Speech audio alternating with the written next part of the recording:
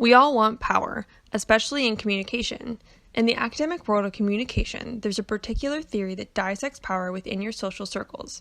That theory is called interactional view. Within this theory, there are axioms or laws that the theory follows. Although there are three in this theory, I will be focusing on one that zones in on the power within relational communication, and that is, all communication is either symmetrical or complementary. Within relationships, whether it's family, friends, or lovers, there's always a tug of war for power, and that's not necessarily a bad thing. For example, it's healthy for couples to fight sometimes, and that idea plays directly into this law. Being symmetrical in communication means you're both giving or taking equal power. For example, when you tell your boyfriend, "We're staying at my house tonight," and he replies with, "No, we've been at your house the past 3 nights, we're staying at mine." This is a symmetrical interaction because you're both trying to gain the power in that conversation on where you're going to stay that night. It can also work in the opposite direction. For example, when you say, "Where would you like to stay tonight?" and he replies with, "I don't know, where do you want to stay tonight?" In this sense, you're both giving the power away. This is also called one-up communication, since in each scenario, they're both trying to gain the control in the exchange. Complementary communication is the other way around. Instead of both of you giving the power or taking the power, one of you gives it while the other takes it.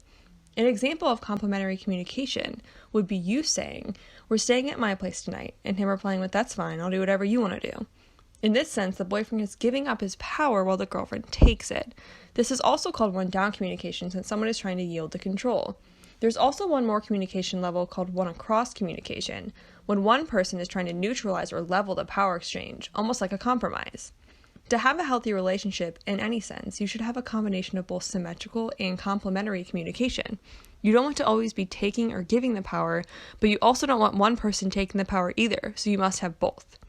Knowing when to take or give the power is crucial in any type of relationship. You don't want one to be the one who is constantly trying to take it from everyone else. That's exhausting for you and everyone around you. You also don't want to be the one who can never make a decision and always throwing that power at someone else. That doesn't benefit anyone either. Finding that balance between the two is key to having healthy, fulfilling relationships instead of getting stuck in constant cycles of power distributions. If you do find yourself stuck in a constant cycle, you can do something called reframing. Reframing is instituting change by stepping outside of a situation and reinterpreting what it means. Basically just taking an outside view of your communication situation and figuring out how to change the rules from that outside of the box perspective. So if you find yourself taking all the power and control from a conversation or always giving the power away, try to remember there needs to be a balance, and I promise in the end you'll create much happier and fuller relational conversations.